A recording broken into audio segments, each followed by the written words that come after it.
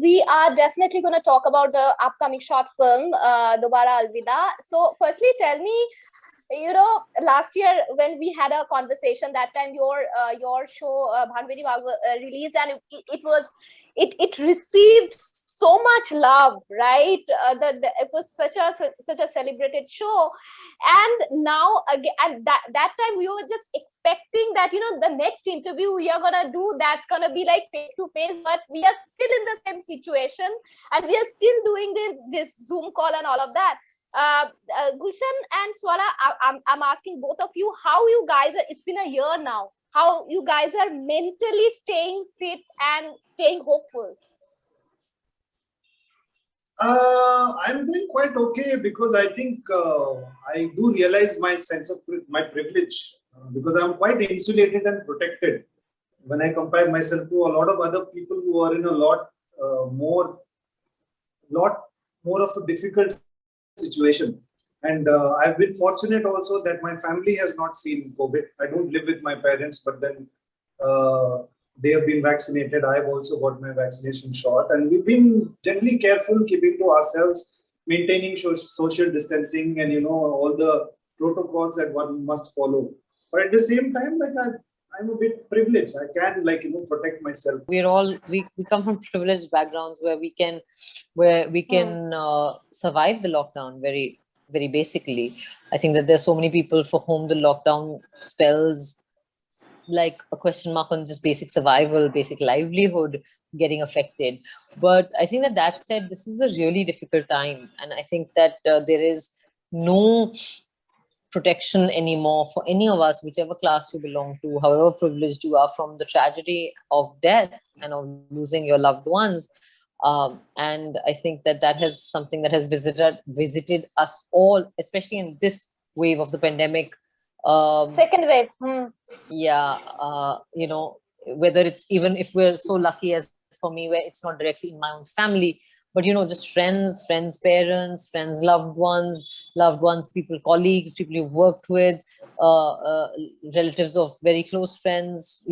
It's been devastating. There is no protecting oneself from these tragedies, and I think that we are living through a collective trauma. So it's hard. I mean, it's very dystopic. And I think that for me, it's just going back to my family and being around my parents that has been what is the only thing that I feel can heal me. And it's just going right back to family and just holding on very tightly to my family and close friends. Right. My dog, now we are going to talk about, and your dog. They are the real cuddle giver, no? Now we are going to talk about the short film Dobara Alvida. So I'm asking this to both of you. Just give us a little glimpse of, I know it's a short film, but give us a little glimpse of the character that you're playing in the film. I play a man. Yes. You're muted. I play a man. I'm just a man. Basically. Gulshan has come to the basic point. Yeah, Baki if you want to know more, there is this wonderful channel called Royal Stag, Barral, large short films. It has a film releasing on the 8th of this month called Dobara Alvida. And you can go and see what sort of a man I am playing. How did the film happen to you, Swara? So actually, Shashank, who's the writer-director of the film, is a very dear friend of mine and has been for many years. And so I actually was part of the film from a very early point, which is I kind of read the very first draft of the script, and he and I sat many times to discuss it and so on.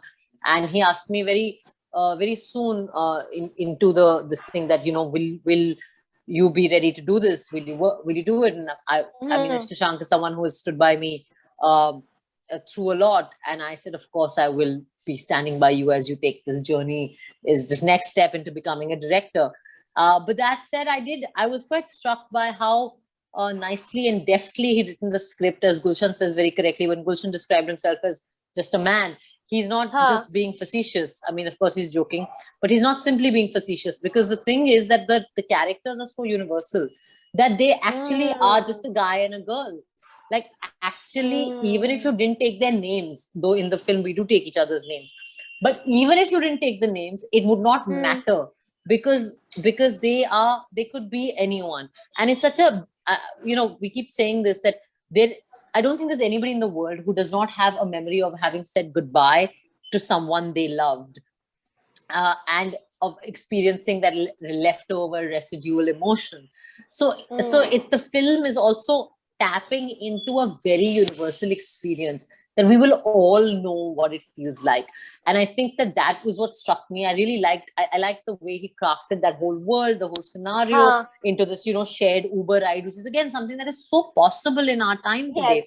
And it was Very just, much, he wasn't trying to, there's no over smartness in the film. There's no being cocky. It's just very simple, honest. Swara, when you're talking about it, it just crossed my mind, and I'm just taking the reference of that short film in which you played the character of a, in a 5-star hotel. I think you played a staff over there. Staff. I think housekeeping staff over there. And Ranveer Shure was also there in that film. And Swara, there was this last scene. I do not know whether it was the last scene or there was a scene. Okay, it was such a powerful scene. It's just there in my mind, Swara, in which you are standing और वो बंदा नीचे मतलब ऐसे ना देख रहा है और आप कह रहे हो कि, and it just shows that actually people of that strata of our society that we ignore, or kind of how powerful they are. Oh my God, I don't know why. Tell me something. Again, I'm asking, posing this question to both of you guys. Do you think at times telling the story in a short format, like a short film, at times create a lot more impact? Gulshan, why don't you take that first? Well, if you look at advertising, it is also storytelling, where advertisers ad films. The filmmakers have like 30 seconds or 60 seconds to convey a certain message as accurately as possible. So yes, it all depends on the storyteller and what format and how they use it. I don't think specifically it's about the length. The length may pose some other kind of issues in terms of raising money and other things, technical issues and all that. Or getting actors like myself who don't like doing short formats, convincing like me to be part of that. So that is an issue. But apart from that, it really depends on the skill and the point of view and what kind of a story and why the storyteller wants to say. So I don't think it's particularly challenging or less challenging, because you are making a short film because you intend it to be a short film. It's not like you're taking a big story and then trying to condense it. The intention is already clear that this is what I have to say, and in these many words. So I don't think that poses any problem. The problem arises from somebody who's clueless as to how they want to say the story. I think that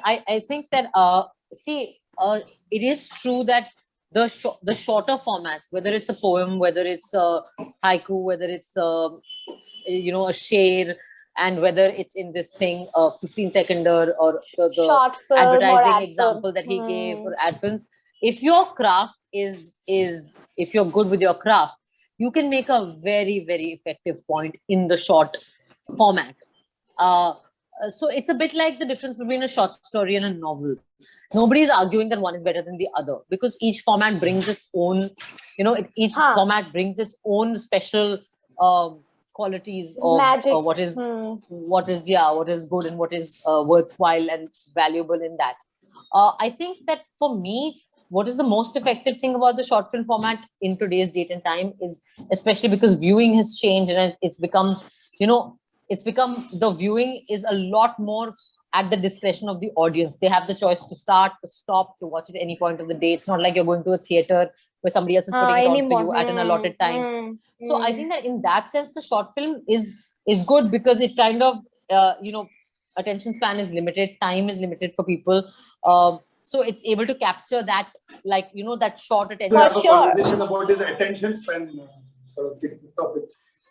Well, let's talk about it now. You don't think that attention span is No, I don't think so. I think people who had were short of attention were always there, and then that they will always remain to be the same, because all kinds of people make this world.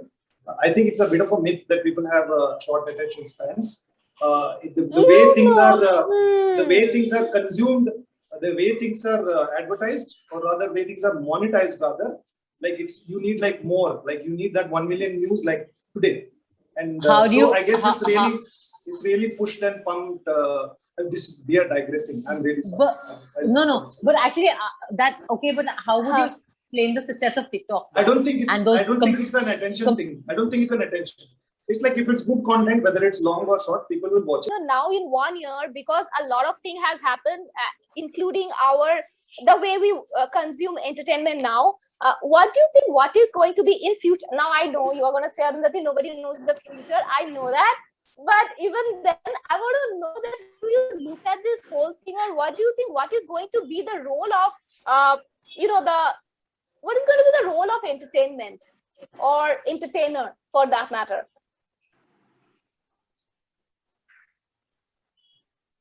Deep question. Yeah, but I think the role of entertainment is very clear. It has its space. It has a very important part to play in society. Entertainment is very much part of, like, a human being requires some kind of stimulation. It depends on what and to what depth you need that stimulation. So that need is never going to go away. We all need our entertainment, whether it's sitting and remaining with your thoughts, or watching some sort of a short film on large short films, or be it going to the cinemas. We need that. Special emphasis is coming on it right now because of the remarkable circumstances that we are facing all together. So I think people need a lot more hope, sometimes even distraction. Yeah, I think that the entertainment industry has always been, it's been there forever. Let's start with that. From the time of the storytellers, from the time of the cave painters, who were the very first storytellers, like when we see Bhimbetka or whatever, from the time of the storytellers of the oral storytellers,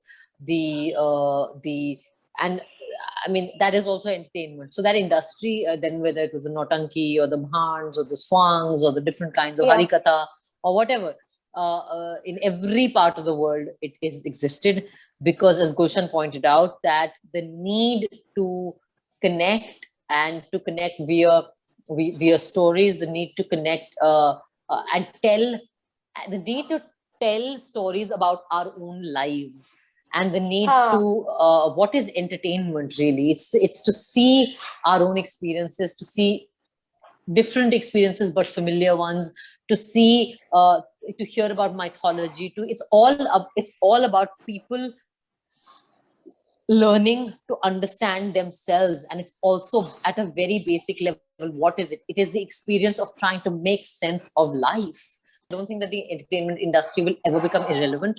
Technology changes, and therefore the form will change, because society will change, and what we see, what we do, how we consume will change. So the stories will change.